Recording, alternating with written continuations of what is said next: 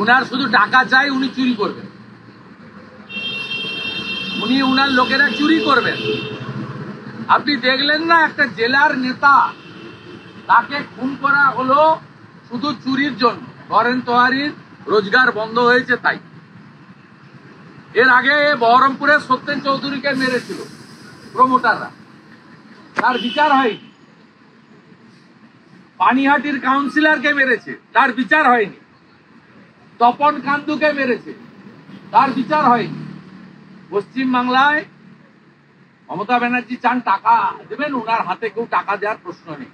এখানে যখন বিজেপি আসবে তখন প্রয়াগরাজের কুম্ভ মেলার মতো তার থেকেও ভালো অ্যারেঞ্জমেন্ট আমাদের গঙ্গাসাগর মেলা বা তার প্রস্তুতি তৈরি করা। আর আমাদের খুব খারাপ লাগছে যিনি তার ধর্মে সবাইকে আহ্বান করেন সেই রকম একজন মন্ত্রীকে তিনি গঙ্গাসাগরের মেলার দায়িত্ব দিয়েছেন, তা আমাদের কাছে সনাতনী হিসেবে এটা অত্যন্ত অমর্যাদাকর। সবাই জানে, সবাই জানে। অতএব মুখ্যমন্ত্রীর কাছ থেকে সার্টিফিকেট নেওয়ার দরকার নেই। আর মুখ্যমন্ত্রীকে বা তার দলকে চুরি করার জন্য কোনো টাকা ভারত সরকারের দেওয়া উচিত নয়।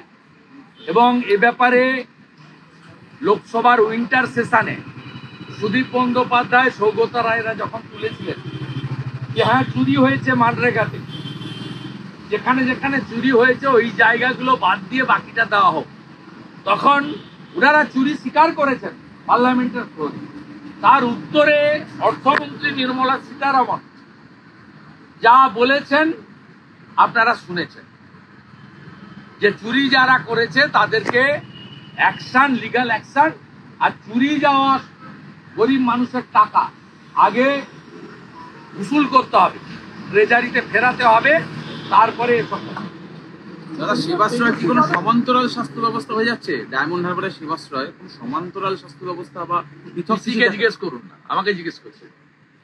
পিসির ভাইপো বলছে স্বাস্থ্য ব্যবস্থা বেহাল, তাই তাকে বেসরকারি উদ্যোগ নিয়ে করছে। এবং সেখানেও পুরো জাল, যে ওষুধগুলো 25 টাকা দাম 250 টাকা করে। আমি তো বলছি দাঁতের ডাক্তারকে নিয়ে বুক দেখাচ্ছে। এবং যারা ডাক্তারের সার্টিফিকেট পায়নি ডায়মন্ড হারবার মেডিকেল কলেজে স্টুডেন্টদের দিয়ে চিকিৎসা করাচ্ছে।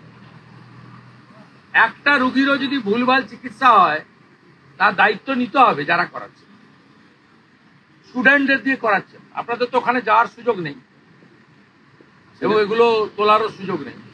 সেখানে জলপাইগুড়ির একটা বাচ্চার চিকিৎসার দায়িত্ব নিয়েছেন অভিষেক বন্দ্যোপাধ্যায়, বলা হচ্ছে। জলপাইগুড়ির একটা বাচ্চা, এই লোকটির সম্পর্কে বেশি না বলাই ভালো। এ মাঝে মাঝে হারিয়ে যায়, আবার হঠাৎ করে উদয় হয়। আর বলিহারি আপনাদের মিডিয়া যখন 4 মাস 6 মাস পরে গোটা আর্জি করে পিছেটে ইনি নাই, ওকে পাবেন না। যখন বাংলায় কোনো ক্রাইসিস হবে এনাকে পাবেন না সাংসদ হিসেবে। সংসদে কোনো ভূমিকা নেই, কোনো অ্যাটেন্ডেন্স নেই। যে তার নির্বাচনী কেন্দ্রের ভোটারদের ভোট দিতে দেয় না তার সম্পর্কে আলোচনা না করাই ভালো। আমরা সর্ববৃহৎ গণতান্ত্রিক দেশ ভারতবর্ষ, আর আমাদের পশ্চিমবঙ্গে গণতন্ত্র, গণতান্ত্রিক ব্যবস্থা আমাদের কাছে অহংকার, অলংকার। ডায়মন্ড হারবারে হিন্দুদেরও ভোট দিতে দেয়নি এবং সিপিএম আইএসএফ করা মুসলমানদেরও ভোট দিতে দেয়নি। আমাদের ভিডিও ভালো লাগলে লাইক এবং শেয়ার করুন। কমেন্ট সেকশনে গিয়ে জানান আপনাদের মতামত। আরও ভিডিও পেতে আমাদের চ্যানেল সাবস্ক্রাইব করুন এবং প্রতি মুহূর্তে খবরের আপডেট পেতে প্রেস করুন বেল আইকন।